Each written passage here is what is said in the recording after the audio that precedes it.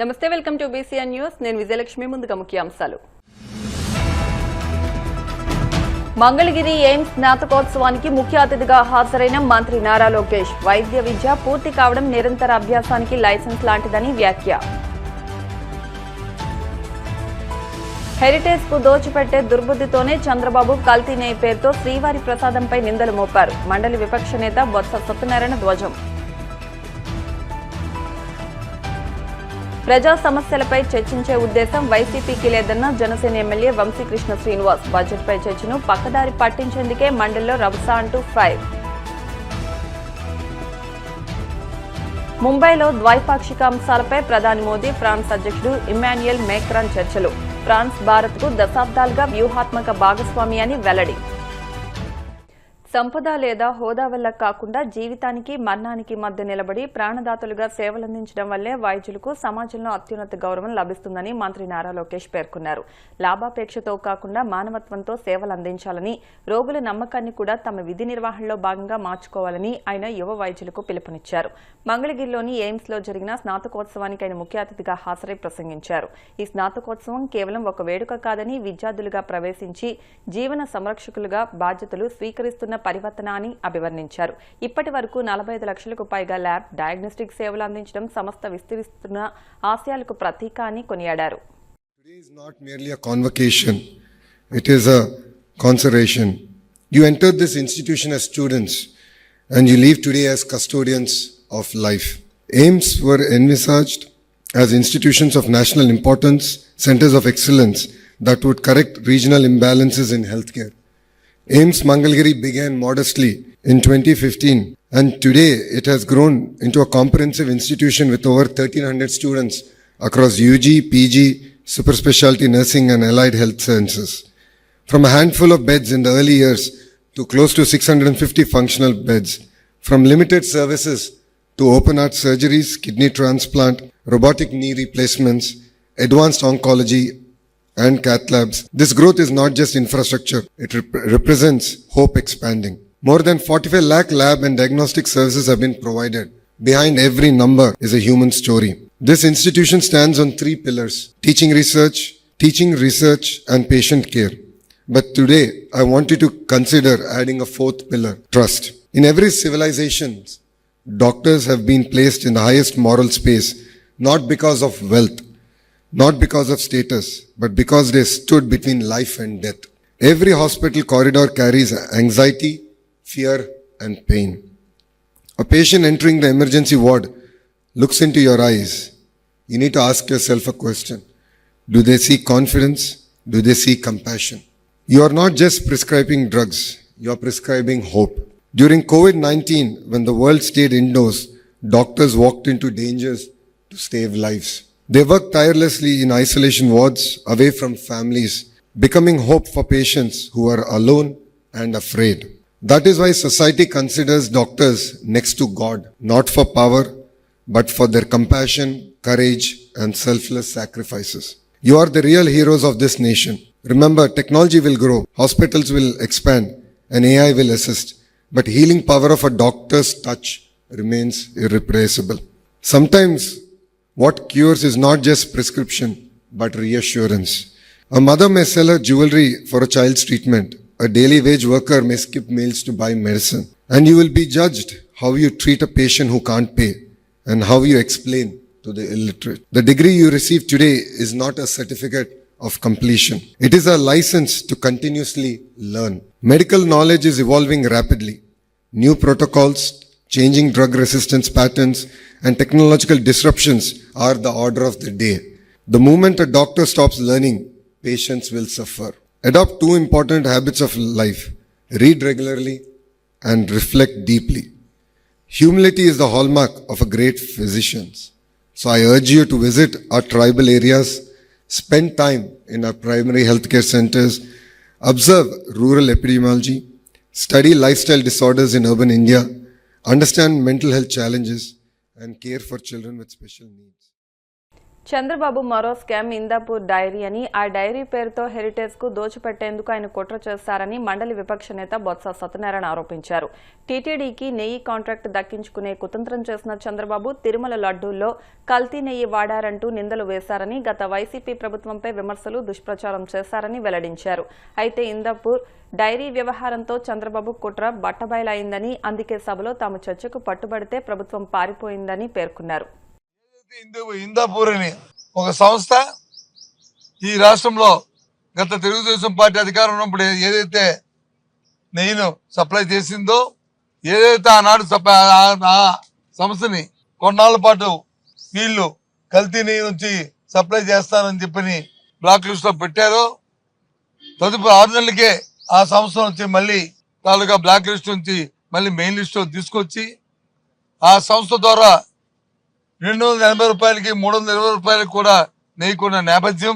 అదే సంస్థ ఇందాపూర్ అని చెప్పిన సంస్థ ఏదైతే ఉందో ఆ ఇందాపూర్ సంస్థ ఇవాళ వచ్చి 658 రూపాయలకి ఇవాళ వచ్చి నెయ్యిని సప్లై చేస్తున్న నేపథ్యం. ఈ ఇందాపూర్ సంస్థ ఎవరిదో కాదు, సొంతంగా హెరిటేజ్ సంస్థకు సంబంధించిన సంస్థ.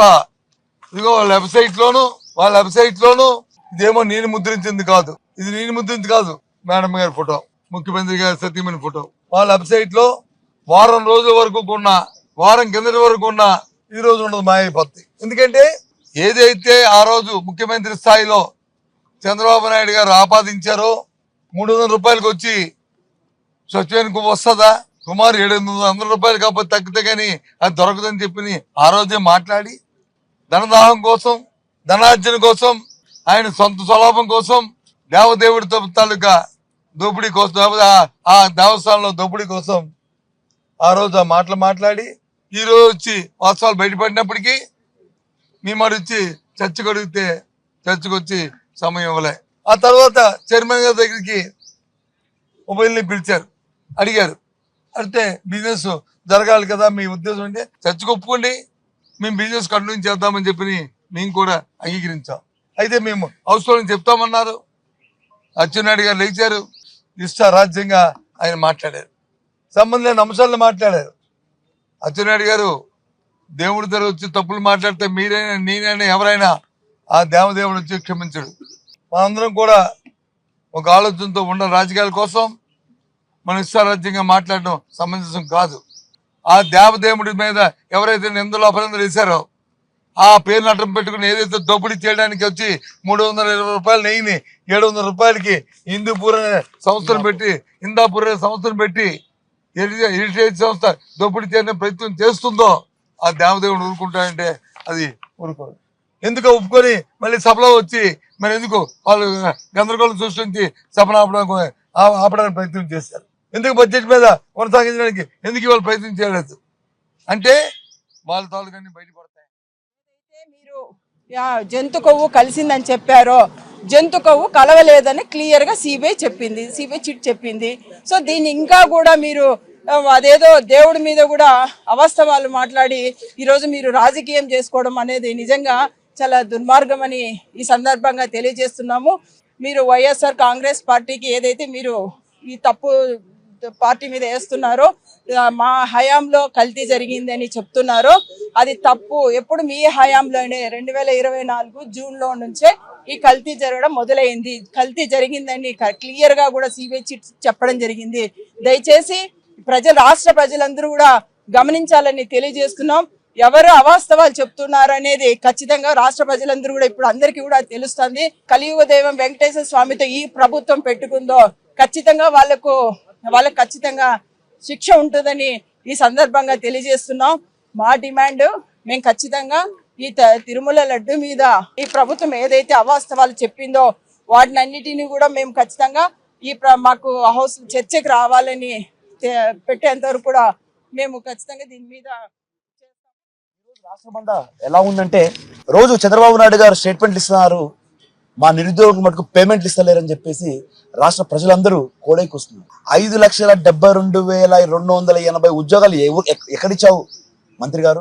ఏ రంగంలో ఇచ్చావు చెప్తే వాళ్ళందరూ వచ్చి వాళ్ళకు వచ్చిన మొదటి నెల జీతం మీకు పెద్ద కార్యక్రమం చేయాలనేసి వాళ్ళందరూ వెయిట్ చేస్తారని చెప్తే దానికి సమాధానం లేదు.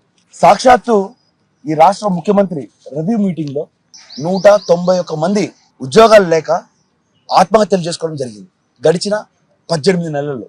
సాక్షాత్తు డీజీపీ గారు ఇచ్చిన పవర్ పాయింట్ ప్రజెంటేషన్లోనే ఈ లెక్కలు రాసుకున్నాయి. సో ఈ లెక్కలన్నీ మీ మీడియా వాళ్ళు కానీ మేము కానీ గౌరవ ముఖ్యమంత్రి గారిని అడిగితే వాట్ ఆర్ టాకింగ్ అంటారు. ఎట్లా ముఖ్యమంత్రి?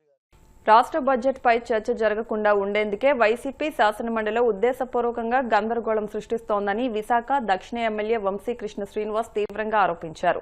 వైసీపీ ఎమ్మెల్సీలతో మండలిలో రభస చేయించి చైర్మన్ పోడియం ఎక్కించి మరీ సభా కార్యక్రమాలకు అంతరాయం కలిగిస్తూ జగన్ ఇంట్లో కూర్చుని నవ్వుకుంటూ వికృతానందం పొందుతున్నారని విమర్శించారు. అన్ని వర్గాలను దృష్టిలో ఉంచుకుని అన్ని రంగాలను అభివృద్ది పదంలో నడిపించేలా రాష్ట్ర బడ్జెట్ ఉందన్నారు. పోలవరం, అమరావతి వంటి ప్రాజెక్టులకు బీసీ వర్గాలకు 50,000 కోట్లకు పైగా కేటాయింపులు చేయడం చారిత్రాత్మకమన్నారు. ఇంతటి కీలకమైన బడ్జెట్పై చర్చించే ఓపిక, ధైర్యం లేక వైసీపీ తన సంఖ్యాబలంతో మండలిలో గొడవకు దిగిందని దుయ్యబట్టారు. అద్భుతమైనటువంటి బడ్జెట్ నుంచి బీసీలకి సింహభావంలో కూర్చొని పెట్టినటువంటి గౌరవ ముఖ్యమంత్రి శ్రీ చంద్రబాబు నాయుడు గారికి, అలాగే డిప్యూటీ సీఎం మా పవన్ కళ్యాణ్ గారికి, లోకేష్ గారికి ప్రత్యేకంగా ధన్యవాదాలు. గత ప్రభుత్వంలో 56 కార్పొరేషన్లు పెట్టి ఒక్కరికి కూడా ఆ కార్పొరేషన్ ద్వారా ఒక లోన్ కానీ లేకపోతే ఆ సామాజిక వర్గానికి కనీసం ఎటువంటి సపోర్ట్ చేసిన పరిస్థితులు కూడా లేవు. ఈరోజు మీరు గుర్తుపెట్టుకోవాలి, కూటమి ప్రభుత్వం వచ్చిన తర్వాత బీసీలకి పూర్వవివరం తీసుకొచ్చి బడ్జెట్లో కేటాయింపులు దాని నిదర్శనం. బీసీలకి గతంలో ఏవైతే తెలుగుదేశం పార్టీ ఉన్నప్పుడు ఆదరణ ద్వారా చేతి వృత్తుల వారికి కొంత ఫైనాన్షియల్గా సపోర్ట్ చేసి వాళ్ళకి కావాల్సిన పనిముట్లు అందించడము, సెల్ఫ్ ఎంప్లాయ్మెంట్ స్కీమ్ ద్వారా వాళ్ళకి లోన్స్ ఇచ్చి వాళ్ళు సామాజికంగా ఆర్థికంగా ఎదగడానికి సహాయపడడం, ఎన్బిఎఫ్సి ద్వారా కార్ లోన్స్ ఇచ్చి వాళ్ళు ఆర్థికంగా వాళ్ళకి ఎంతో సపోర్ట్గా నిలవడం, ఈ విధంగా ఎన్నో రకాలుగా బీసీలకు చాలా సపోర్ట్ చేస్తున్నటువంటి ఈ కూటమి ప్రభుత్వానికి మనస్ఫూర్తిగా ధన్యవాదాలు తెలియజేస్తూ ఉన్నాం. బీసీల అభ్యున్నతే ఈ రాష్ట్ర అభివృద్ధిగా కూడా మనం భావించాలి. అత్యధిక జనాభా ఉన్నటువంటి బీసీలు అభివృద్ధి జరిగితే అంటే సామాజికంగా కానీ ఆర్థికంగా కానీ ఈ రాష్ట్రం ఆటోమేటిక్గా డెవలప్ అయినట్టుగానే మన అందరం కూడా భావించాలి. ఎందుకంటే ఎవరైనా సరే ఎంప్లాయ్మెంట్ కానీ లేకపోతే వ్యాపారంగా కానీ స్థిరపడినప్పుడే సామాజికంగా ఒక స్థిరత్వం అనేది వస్తుంది. ఈరోజు లోకేష్ గారు 20 లక్షల ఉద్యోగాలు ఇస్తామని చెప్పడం జరిగింది. ముఖ్యంగా విశాఖపట్నం చూసుకుంటే ఒక సాఫ్ట్వేర్ కంపెనీస్ సుమారు 15 పెద్ద పెద్ద కంపెనీలు రాబోతూ ఉన్నాయి, వచ్చాయి కొన్ని, ఇంకా కొన్ని రాబోతూ ఉన్నాయి. ఆ విధంగా ఒక ఎంప్లాయ్మెంట్కి ఒక బాట వేసి ఆర్థికంగా కానీ ఆటోమేటిక్గా సెటిల్ అయితే ఎవరికి కూడా ఉచితమైనటువంటి ప్రీ స్కీములు ఇవ్వాల్సిన అవసరం కూడా రావడం రోజుల్లో ఉండదన్న విషయాన్ని కూడా గుర్తుపెట్టుకొని ఇవాళ మనం ముందుకు వెళ్తా ఉన్నాం. ఒక రకంగా చెప్పాలంటే ఒక సాఫ్ట్వేరే కాదు, మా లాంటి వాళ్ళు అసెంబ్లీలో కూడా టెక్నాలజీని వాడి ఇవాళ అసెంబ్లీలో కూడా టెక్నాలజీ వాడుకొని అంటే మేము కూడా ఎలాగ హాజరవుతున్న ఒక పారదర్శక నిదర్శనంగా ఉండే విధంగా అసెంబ్లీలో కూడా ఇవాళ ఆ టెక్నాలజీని వాడుతూ ఉన్నాం. రానున్న రోజుల్లో గత ప్రభుత్వం ఏదైతే నిర్లక్ష్యం చేసేవో మాటలతో మభ్యపెట్టి ఒక బీసీలనే కాకుండా ఓ పక్క దోపిడీ, ఒక లిక్కర్ దగ్గర నుంచి శాండ్ దగ్గర నుంచి బ్లాక్ మెయిల్ దగ్గర నుంచి ఎటు చూసుకున్న ఒక దోపిడీగా చేసుకొని ఒక రాష్ట్రాన్ని ఒక యూనిట్గా తీసుకొని ఒక రాష్ట్రాన్ని దోచుకునే పరిస్థితుల నుంచి ఇవాళ అభివృద్ధికి బాటలు వేస్తున్నందున ఎంతోమంది ఇన్వెస్టర్లు వచ్చి విశాఖపట్నంతో పాటు రాష్ట్ర నలుమూలలో కూడా ఇన్వెస్ట్ చేయడానికి ముందుకు వస్తూ ఉన్నారు. ఆ రోజు ప్రభుత్వం అయితే ఓన్లీ దోచుకోవడం దాచుకోవడం తప్ప ఇంకా రెండో పరిస్థితులు లేవు. ఇవాళ అసెంబ్లీకి ఎందుకు రాలేదంటే శాండ్ దగ్గర నుంచి బ్లాక్ మెయిల్ దగ్గర నుంచి ఒక లాటరేట్ దగ్గర నుంచి అన్నీ కూడా దోచుకున్నారు, అన్నింటిలో దొరికారు కాబట్టి ఇవాళ భయపడి నిలదీస్తారని ఒక భయంతో ఇవాళ అసెంబ్లీకి రాకుండా ఇళ్లలో దాక్కున్న పరిస్థితి ఉంది. ప్రజలు ఓట్లేసి గెలిపించారు, అయినా ఉపయోగం లేదు. 11 సీట్లతో ఉన్నా కూడా ఇంకా బుద్ధి రాలేదు. సో ఈ విధంగా దోచుకుంటున్నారు కాబట్టి నిలదీస్తారు, మేము పాపాలన్నీ బయటకు అడిగేస్తారని చెప్పేసి భయంతో ఇవాళ ఇళ్లల్లో ఉంటూ ప్యాలెస్కే పరిమితమే తప్ప ధైర్యం చేసి అసెంబ్లీకి వచ్చే పరిస్థితి కూడా లేదన్న విషయాన్ని కూడా మీరు గుర్తుపెట్టుకొని రానున్న రోజుల్లో ఒక అద్భుతమైన టెక్నాలజీతో పాటు అద్భుతమైన పరిపాలన కూడా ఈ రాష్ట్ర ప్రజలు చూడబోతున్నారని మీకు తెలియజేస్తా ఉన్నాం. ఇప్పుడు కాసేపు ప్రకటనలు.